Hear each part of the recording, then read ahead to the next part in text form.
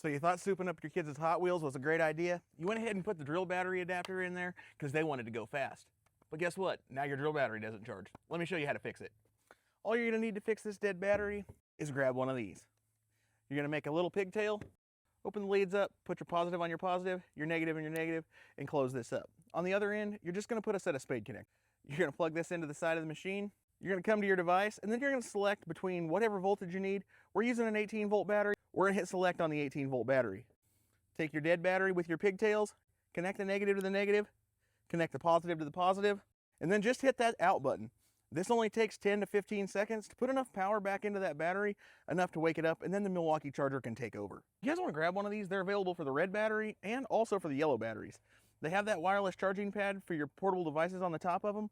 They also have a USB-C 140 watt and an 18 watt USB-A on the side. If you want to pick up either model, they all do the same variable voltage, have the same charging pads, and are available now at the bottom of the screen if you want to pick one up.